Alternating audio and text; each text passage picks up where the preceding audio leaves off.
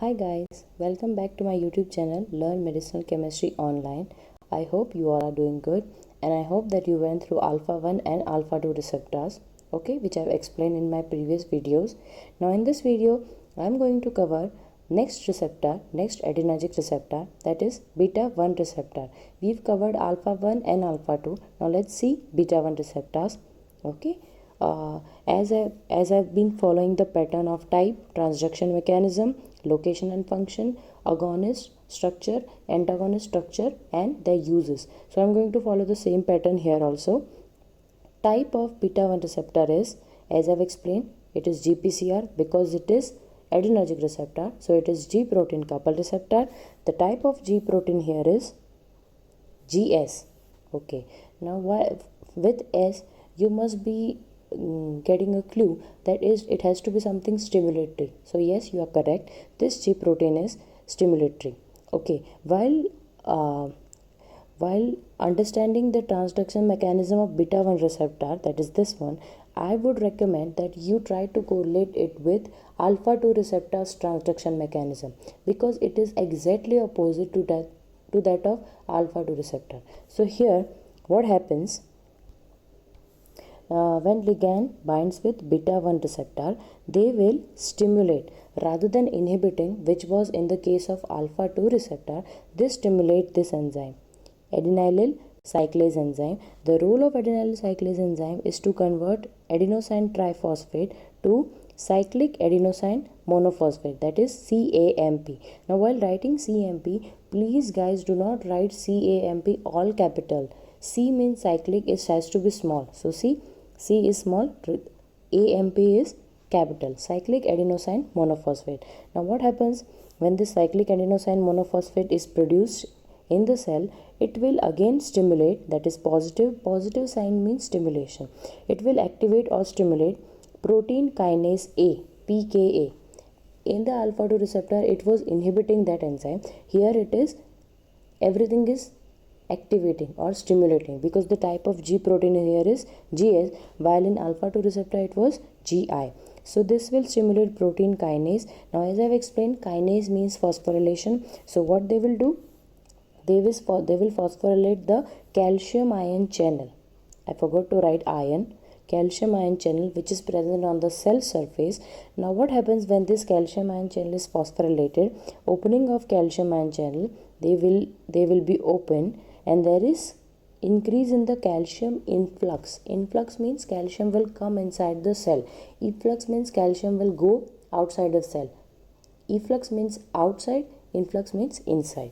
So increase calcium influx, which will lead to increase concentration of, obviously intracellular calcium will increase. If there is more and more calcium is coming inside the cell via calcium channel, the concentration of calcium inside the cell will increase, which will lead to increase in the inotropy of heart, that is ultimately increase in the force of contraction of heart muscles and increase in the rate of contraction of heart muscles. So heart rate will increase and blood pressure, both things will increase because of this positive inotropic effect on the heart. So basically beta 1 receptor is all about heart. Okay, so what happens, once again let's see the mechanism. Activation of adenylyl cyclase because it is GS, conversion of ATP to CMP, activation of protein kinase A, phosphorylation of calcium channel, increase calcium influx, increase concentration of calcium inside the cell, and increase the inotropic effect in the heart. And in the smooth muscle, that is blood vessel, what happens? Increase muscle contraction of smooth muscles which are present in the blood vessel. So both these effects will lead to increase in the blood pressure, increase in the blood volume, increase in the heart rate. Okay, that's my favorite part. Next is location and function. First, location, very important, it is heart. Inside the heart, what type of muscles are present? Cardiac muscles. Now we have basically three main muscles in the body: skeletal muscles, smooth muscles, and cardiac muscles. So these are present in the cardiac muscles, that is heart. Here what they do, they increase SA nodal firing, they increase AV nodal firing, and they increase in general muscle firing.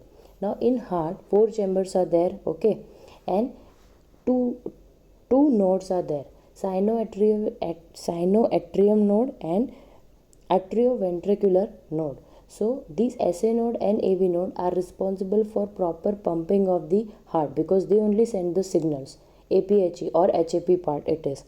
Okay, so what they do, they increase the SA node firing, they increase the AV node firing, they increase the cardiac muscle firing, which will lead to increase heart rate and contractility of cardiac muscles. So ultimately heart is stimulated here via SA node, AV node and cardiac muscles. These three SA node and AV node,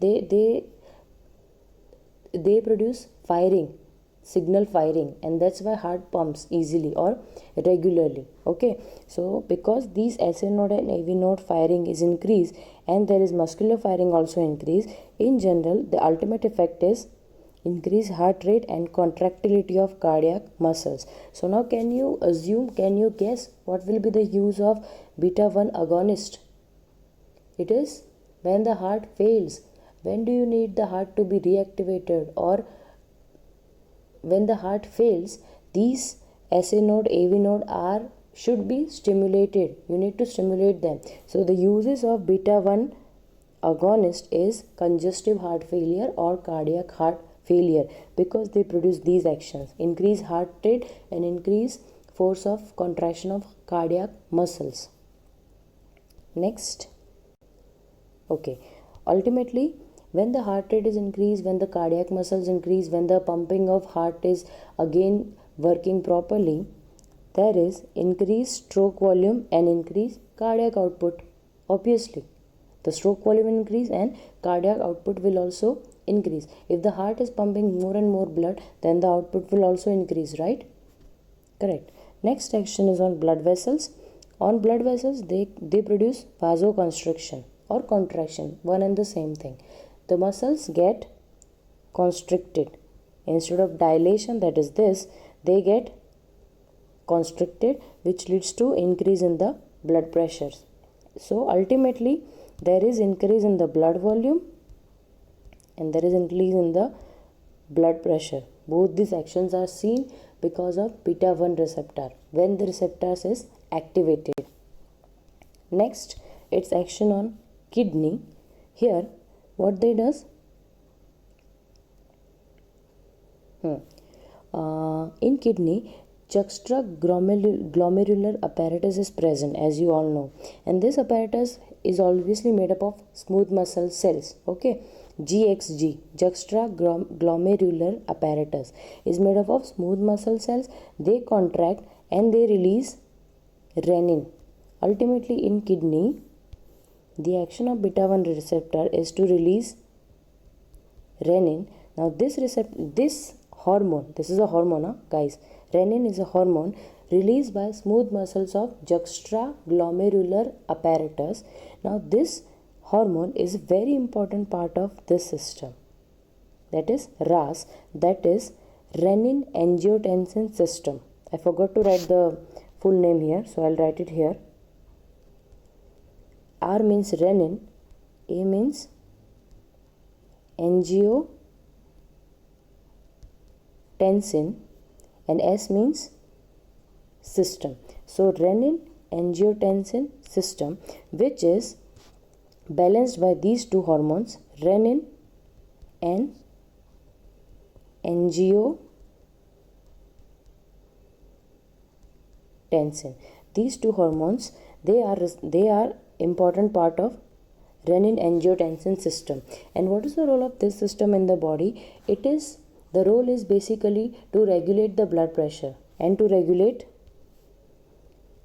if you have heard of this term, homeostasis, that is balance of electrolytes in the blood. Okay, so role of this RAS is homeostasis. On what this system is responsible? When this system is activated, that is renin angiotensin system is activated by renin hormone, this will do increase reabsorption of sodium and water.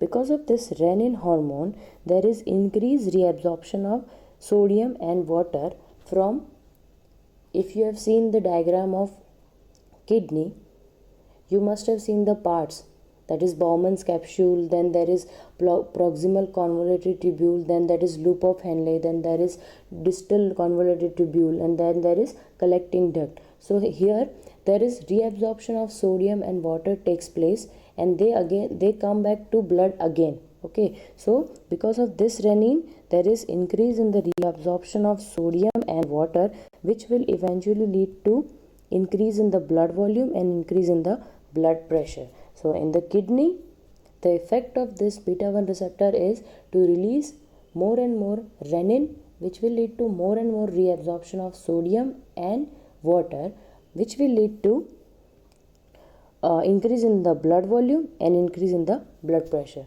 So in heart, what it does, beta-1 receptor, they increase the force of contraction of heart muscles, they increase the rate of contraction of heart muscles. In the blood vessels, they do increase the blood pressure, and in the kidney, again they do increase blood pressure via the hormone renin. Okay, next function is adipocyte, that is fat cells. There they increase the lipolysis. Lipolysis means breakdown of lipids. Okay guys, so main location is heart, positive inotropic effect, that is increase heart rate, increase in the contractility of cardiac muscles. Next is blood vessels, increase in the blood pressure. Kidney, again increase in the blood volume and blood pressure via reabsorption of sodium and water. Lipid cells or fat cells, increase lipolysis. Okay, examples of beta-1 agonist. Now we have seen the type, we have seen the transduction mechanism, we have seen the location and function. Let's see the agonist. There are only 2 or 3 agonists here, and series is you can remember this way: amine series. First example is dopamine. Where we have seen this, can you recall? While we were trying to understand biosynthesis of noradrenaline, there this dopamine was there in the cycle, in the pathway. So the structure of dopamine is, we'll give numbering from here. Okay, on 3 and 4 hydroxy group are there. So how many hydroxy? Dihydroxy. This part is phenyl, ethylamine. You just have to remember this way. This is ethylamine, or more specifically it is ethylenamide actually, ethylenamine. Okay, CH2, CH2, NH2, 2 carbon, NH2. If you know that the valency of carbon is 4 and the valency of nitrogen is 3, then you don't have to remember the structure also. Just remember this way. That is CCN, ethylamine. Now according to the valency, you can add the hydrogen, CH2, CH2, and here NH2. Okay, and rest of the structure is 3,4 dihydroxy, because the name is DO dihydroxy. Uses shock and congestive heart failure. Okay, while in case of shock, the person's blood pressure drastically decreases as well as blood volume.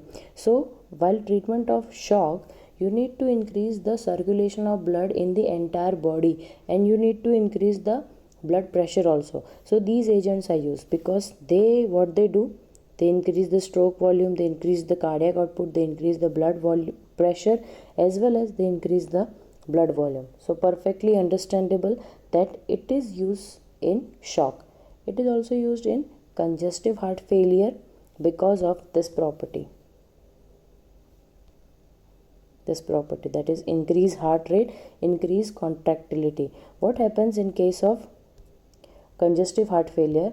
The heart muscles fail, they fail to pump the blood, and so the requirement of body of blood is not fully satisfied. So in case of failure of heart, you need to give dopamine, because then it will activate the SA node, it will activate the AV node, it will lead to lots and lots of firing, which will lead to again pumping of heart muscles, and that's why it is used in congestive heart failure or cardiac heart failure, one and the same thing. Next example is, okay, earlier was dopamine, now this is denopamine. Okay, denopamine. Let's see what is the difference here. Okay, here the structure is phenol. Okay, instead of here there is no OH, like in this case there was OH here, but in denopamine no OH is here, so only phenol.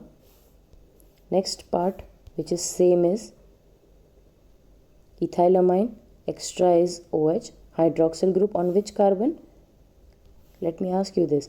This is the functional group, that is amine. Carbon next to the functional group is alpha, and the carbon next to alpha carbon is beta. So on beta carbon, hydroxyl group is there. Okay, this much is sufficient. You can break the structure and try to understand. And here again ethylene bridge is there. CH2 is, okay, I'll write properly. CH2 is nothing but ethylene. Ethyl is CH3CH2, but it is CH2, so it is ethylene bridge, and this is numbering will start from here, 3 and 4, 5, 6. So 3, 4 dimethoxy. OCH3 means methoxy. So dimethoxyphenyl, then ethylene, then ethylamine with OH on beta carbon, and then phenol. The structure is easy, denopamine. See, I know that I'm telling again and again that it is easy, but if you practice this way, then eventually you will also be able to draw structure very easily. If you remember this way, break the structure and try to understand. If you are going to memorize the structure entirely, then it is not going to help you in medicinal chemistry. Okay, use is angina pectoris. Okay, all uses are related to heart only. Next use is again CHF, that is congestive heart failure. Now there is one interesting use, clearing pulmonary edema. Okay, what happens in pulmonary edema? Edema means what? Accumulation. This accumulation of fluid in lungs, and because of this accumulation of fluid in lungs, the person will not be able to breathe. So there will be breathlessness, and ultimately there will be death. So pulmonary edema, why it happens? It happens as a consequences of heart failure. When the heart, that is left ventricle, is not 100% able to remove the blood from the pulmonary area, okay, then pulmonary edema is going to happen. So why it happens? Because the left ventricle of the heart fails basically, and the role of left ventricle is to remove the blood, okay, clearance of blood from the lungs. So because this left ventricle is failed, this excessive of fluid is accumulated in the lung, which leads to breathlessness. So what this agent is going to do, this denopamine, it is going to activate the heart, it is going to activate the cardiac muscles, which will reactivate the left ventricle, right ventricle, okay, and which will lead to again clearance of the fluid from the lungs and leading to clearance of edema. Okay, so this is one interesting use you can remember, clearing of pulmonary edema. Next example is dobutamine. Okay, earlier was, this example was dopamine. Please see the structure again. Okay, that's it. I hope you've seen. Next, here dobutamine. Now till when the structure is same? Here, this structure is what? Nothing but this part is, sorry guys, this part is nothing but dopamine. This part, if you see, that is 3,4-dihydroxybenzene, CH2 NH2 or NH. This part is nothing but dopamine, this part. So extra what it is? This part and this part. Okay, I'll tell you what it is. How many carbons? You can see 1, 2, 3 and 4. Bu. Bu means butyl. Butyl means 4 carbon. Okay, so there is 4 carbon, not in chain, in a branching is given. Okay, and there is phenol. So if you remember the structure of dopamine, then okay, I'll draw here only. See, C, C, C, C, and there is lack of space. C, C, C, C, and phenol. Okay, now just add carbon, hydrogen, H2, H2, H2. See, can you see here? Butyl, phenol. Only difference here between dopamine and dobutamine. It is also used in shock and congestive heart failure. Can you see all the uses are related to heart only, because beta 1 receptor are basically responsible for stimulation of heart muscles. Okay, we've seen the examples of beta 1 agonist. Now let's quickly see examples of beta 1 antagonist. Okay, series is LOL. Earlier, that is beta 1 agonist, the series was amine. Here the series is LOL. Can you see every drug is ending, the drug's name is ending with LOL, LOL, LOL. It is not laugh out loud, it is just LOL. Okay. First example here is atenolol. Okay. Now here guys, I would suggest you that you please break this like this and try to remember this part. You can memorize this part if you want. Okay, so what it is? This part is isopropyl, because there are 3 carbon in branching is there, amine, isopropylamine. What is this? 1, 2, 3, 2-propanol. Okay, this part. Why it is 2-propanol? Because second number carbon contains OH group, and OH, and it is totally how many carbons? 3 carbons. So 2-propanol or propan to all. It's one and the same. Okay, 3 carbons containing OH group on second position. It is 2-propanol.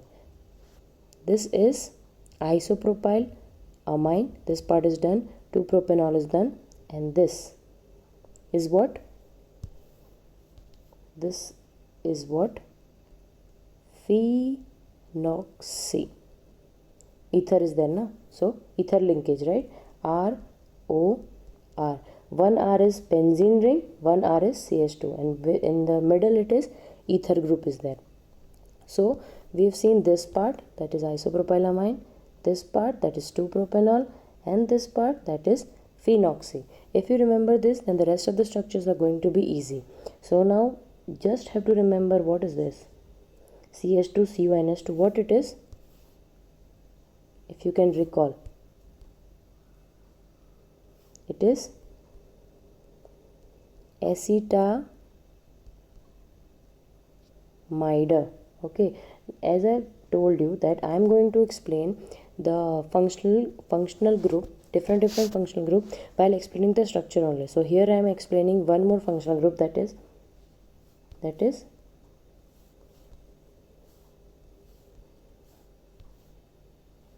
this functional group, amide. Okay, now because amide is having 2 carbon, this amide is having 2 carbon, it is acetamide. So just remember the structure of acetamide, then phenoxy, 2-propanol, and isopropylamine, and you are set. Let's see the next structure. You'll be more clear. S-butylol. S means what? S means ACE. ACE means what? Let's assume that it is acetyl. Not assume, it is acetyl. It contains acetyl. That's why the name is AC-butylol or ACE-butylol. Now where can you see acetyl group? Here. as I've told you in previous video, I guess, that COCH3 is acetyl. So can you see acetyl group? That's why the name is AC. Okay. Now again, as I told you, this part is same, isopropylamine. This part is same, 2-propanol. This part is same, that is phenoxy, extra acetyl because the name is ACE. And bu means what? How many carbons? 4 carbon. So here it was total 1 and 2 carbon acetamide. Here can you see how many carbons are there?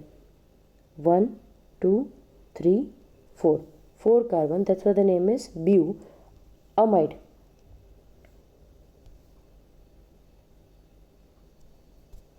Butamide.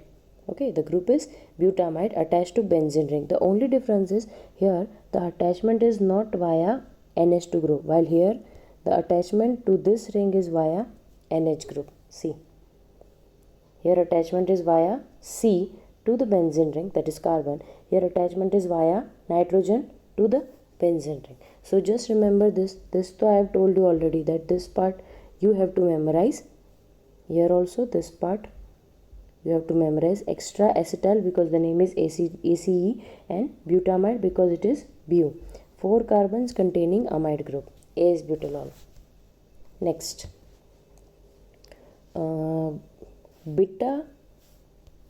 betaxolol. Okay, again this part is same, isopropylamine, 2-propanol, phenoxy. It is going to be there. Okay. On now, can you see one more coincidence, that everywhere with respect to this position, that is this position, there is substitution on which position? Para. That is exactly opposite. If you want to understand what is ortho meta para, please refer to my first video. Okay. Here also with respect to this position, exactly opposite is para. So para substitution. Here also same thing is happening. With respect to this group, substitution is happening on para. Okay guys, so as I was saying that in case of betaxolol,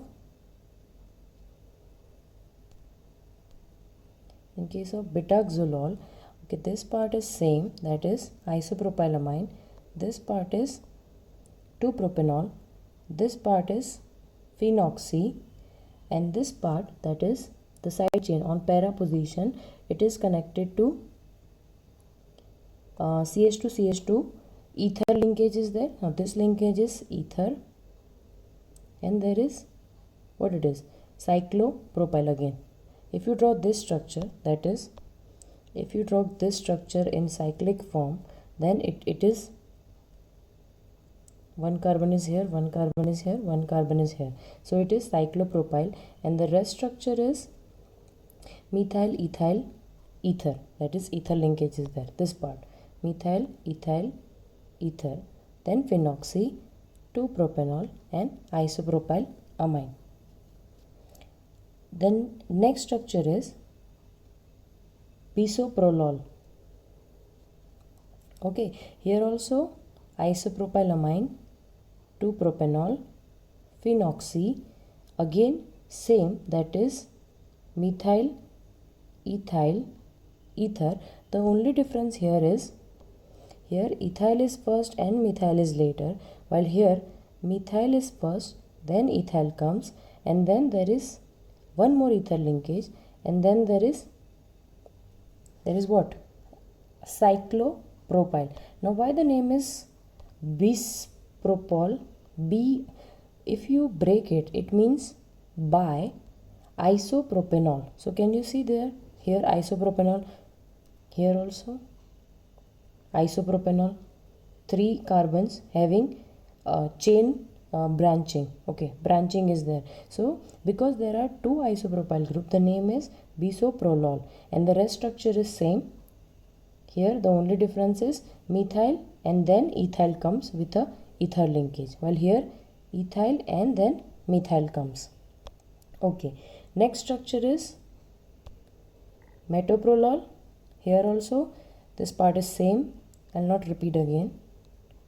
Okay, here also as in case of betaxolol, same linkage. See, ethyl, methyl, ether. That's why the name is metoprolol. So if you remember one structure, you will be able to draw the other structure. Atenolol, I guess I have drawn this structure earlier also. Okay, atenolol is already covered.